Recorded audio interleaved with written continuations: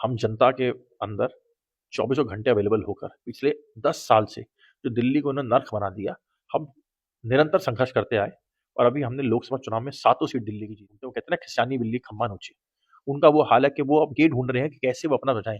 ये तो एलजी साहब थे, माननीय एलजी साहब, कि जो वो कई हज़ार करोड़ रुपए, 1700 करोड़ रुपए के आस-पास, जो दिल्ली के गाँव के विकास का पैसा था, जिस पे पिछले कई वर्षों से वो बैठे हुए थे, वो माननीय एलजी साहब ने ऑर्डर देकर डीडीए के हवाले से वो पैसा आज गाँव के विकास में लग रहा है। गाँव में एमसीडी द्वारा सड़कें बनाई जा रही हैं। नमस्कार, आप देख रहे हैं हिंदुस्तान न्यूज जंक्शन और मैं हूं आपके साथ निशु मलिक। दिल्ली विधानसभा चुनाव को लेकर आम आदमी पार्टी तो मैदान में उतर चुकी है, अपने सभी प्रत्याशियों की लिस्ट भी जारी कर दी है। ऐसे में सवाल यह है कि बीजेपी पार्टी आखिर कहां है, क्यों इतनी देरी से अपने प्रत्याशियों की लिस्ट जारी करने में समय लगा रही है।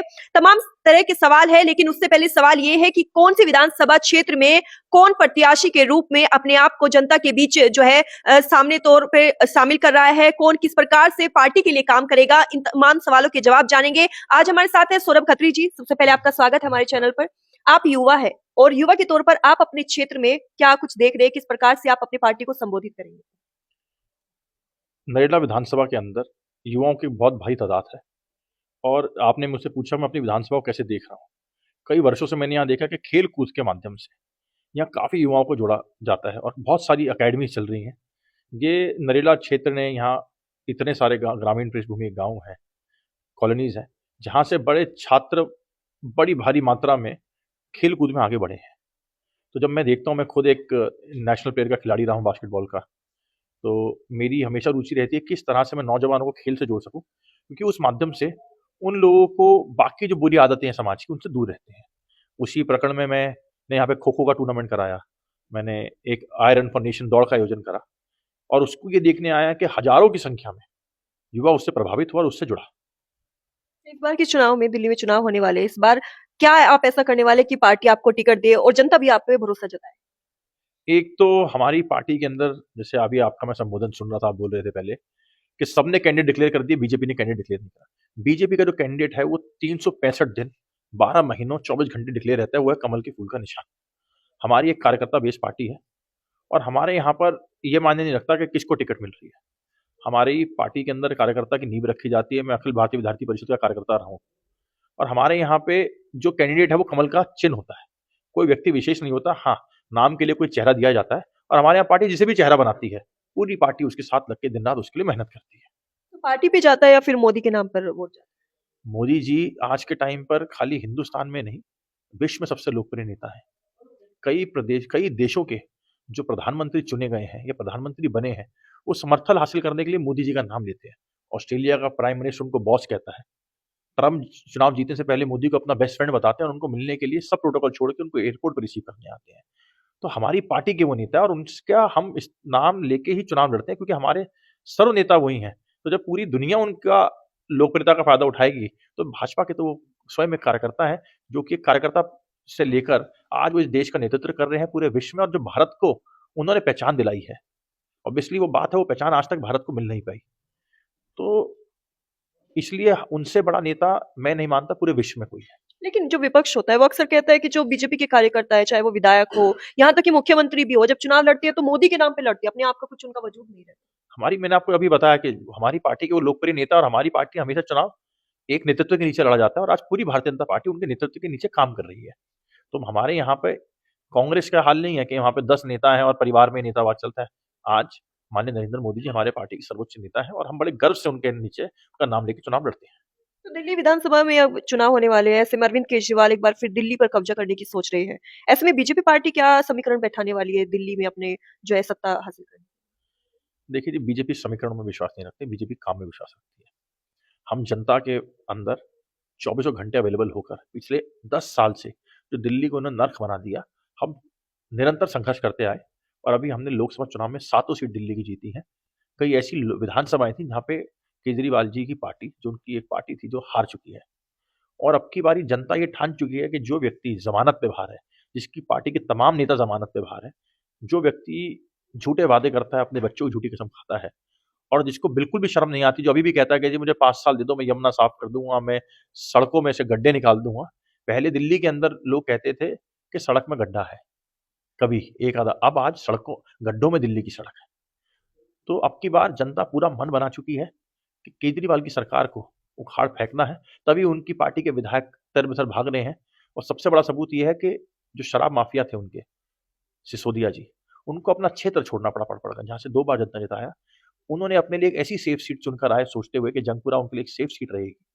मगर मैं ये मानता हूँ कि वो जंगपुरा से भी भारी वोटों से हारेंगे और अब की बार दिल्ली में हर जगह भाजपा चुनाव जीतेगी और सरकार बनाएगी। जैसे आप कह रहे हैं कि दिल्ली में उनको 10 साल दिए हैं, काम नहीं हुआ है। वो कहते हैं कि एलजी उन पे दबाव बनाती है, बीजेपी पार्टी उन्हें काम नहीं करने देती, वो उन पे दबाव बनाती है, सब कुछ बीजेपी के अंडर है। देखिए, ये पहले ऐसी एक जनप्रतिनिधि हैं जिनको जनता ने भरपूर प्यार देकर 62 सीटें दी। उसके बाद उनकी नाकामियों को छुपाने के लिए वो बहाने ढूँढते हैं। वो कहते हैं ना, खिसियानी बिल्ली खम्भा नोचे। उनका वो हाल है कि वो अब ये ढूँढ रहे हैं कि कैसे वो अपना बचाएँ। ये तो एलजी साहब थे, माननीय एलजी साहब, कि जो वो कई हज़ार करोड़ रुपए, 1700 करोड़ रुपए के आस-पास, जो दिल्ली के गाँव के विकास का पैसा था, जिस पे पिछले कई वर्षों से वो बैठे हुए थे, वो माननीय एलजी साहब ने ऑर्डर देकर डीडीए के हवाले से वो पैसा आज गाँव के विकास में लग रहा है। गाँव में एमसीडी द्वारा सड़कें बनाई जा रही हैं। गाँव की चौपालों सुधार हो रहा है, जो पिछले 8 साल से उन्होंने करा नहीं। क्योंकि पिछले 8 साल से अरविंद केजरीवाल इसी बात में उलझे हुए थे कि किस तरह से दिल्ली को शराब की नगरी बनाया जाए, गड्ढों की नगरी बनाया जाए, गंदा पानी पिलाया जाए और किस तरह उनका जो शीश महल है, उसके अंदर सोने के कमोड, 17-17 लाख के पर्दे, 51 लाख के कारपेट लगाए जाएँ। लेकिन दिल्ली में जब चुनाव आते हैं तब इसी प्रकार के कयास लगाए जाते हैं। अरविंद केजरीवाल लगातार जो है अब प्रेस कॉन्फ्रेंस करके बीजेपी पे निशाना साध रहे हैं कि 8,000 करोड़ का जो बात कह रही है यमुना साफ करने का, वो सिर्फ जो है कागजों में दिए गए हैं, धरातल पर नहीं दिए गए। वो तो जग ज़ाहिर है कि वो पैसे उनको दिए गए हैं और कई ऐसे बजट हैं जो लैप्स हुए हैं। आप नरेला विधानसभा में बैठे हैं, मेट्रो का मुद्दा कई वर्षों से यहाँ पे अटका पड़ा था। ये तो अभी 6 दिसंबर को माननीय प्रधानमंत्री जी ने कैबिनेट में पास करके, जो वर्षों से मेट्रो के, एक दशकों से जो मेट्रो यहाँ आनी थी, उसको जो रोका गया था, उसको उन्होंने प्रधानमंत्री जी ने पास किया। दिल्ली सरकार ने 3 बारी उसकी डीपीआर चेंज करनी पड़ी क्योंकि अपने हिस्से का पैसा नहीं दिया। जो परमिशन मिलनी थी, परमिशन नहीं दी। तो उसका एक बड़ा भारी संघर्ष करते हुए माननीय नरेंद्र मोदी जी ने दिल्ली सरकार की कई चीज़ों को ओवर रूल करते हुए सेंटर ने अपनी जिम्मेदारी पर आज मेट्रो का तोहफा दिया। तो अरविंद केजरीवाल सिर्फ बहाने ढूंढते हैं। वो क्यों आज जाके इंटरव्यूज में कहते हैं, अभी मैं देख रहा था, मेरे साथ इंडिया टुडे के कॉन्क्लेव में जाके कह रहे थे कि जी हाँ, मैं 5 साल में यमुना साफ नहीं कर पाया। 5 साल में नहीं, 10 साल में यमुना साफ नहीं कर पाए। हाँ, मैं दिल्ली को साफ पानी नहीं दे पाया, वो 10 साल में नहीं दे पाए। और वो हर चुनाव से पहले कहते हैं कि जी एक मौका और दे दो। दिल्ली की जनता ने उनको 2 मौके दिए, भरपूर मौके दिए, पूर्ण बहुमत से मौके दिए। अब उनको सिर्फ बहाना ढूँढना है और इसलिए वो बातें आज वो माननीय एलजी साहब के ऊपर डालते हैं, बीजेपी डालते हैं। ये बीजेपी का संघर्ष था कि दिल्ली में कुछ काम हो पाए। ये माननीय एलजी साहब की मेहनत थी कि दिल्ली ने जी20 को होस्ट करा और दिल्ली ने अपना आप को विश्व के ऊपर एक धरातल पे रखा, एक पटल पे रखा, वरना इन्होंने दिल्ली को नर्क बनाने के अलावा कोई काम नहीं छोड़ा था। जो बीजेपी जो आम आदमी पार्टी दिल्ली में मुफ्त की चीजें दे रही है, उनको बीजेपी पार्टी ने रेवड़ी नाम दिया है और इसी रेवड़ी को जो है हथियार बनाकर एक बार फिर आम आदमी पार्टी धरातल पर आ गई है। रेवड़ी ही नाम देकर जो है वो अब फिर महिलाओं को आगे बढ़ाने के लिए कुछ राशि जो है उनके हर महीने देने की जो फार्म भरे जा रहे हैं, वृद्ध पेंशन के फार्म भरे जा रहे हैं, इसको लेकर क्या इलेक्शन पे असर पड़ेगा? काट की हांडी बार-बार नहीं चढ़ती और फ्री कुछ नहीं है। जहाँ तक कि मुझे संज्ञान में है, सरकारी अस्पताल पहले भी फ्री थे, मगर पहले उन अस्पतालों में डॉक्टर मिलते थे, आज तो अस्पतालों में कंपाउंडर भी नहीं मिलते। सरकारी स्कूल पहले भी फ्री थे, पहले उनमें टीचर मिलते थे, आज सरकारी स्कूलों में टीचर नहीं है, टीचर उन्होंने अपनी पार्टी के प्रचार पे लगा रखे हैं। और जहाँ तक की बात है कि फ्री दे रहे हैं, फ्री कुछ नहीं है, जनता के टैक्स का पैसा है, जिसको ये अपनी पार्टी बनाने के लिए इस्तेमाल करते हैं। ये तो कहते हैं कि हमने फ्री में इतना दिया है कि अभी भी दिल्ली में बहुत पैसा है, कर्ज भी नहीं है, चाहे तो दिल्ली को जो है पेरिस जो बनाने की बात करते हैं, उतना पैसा दिल्ली के पास है।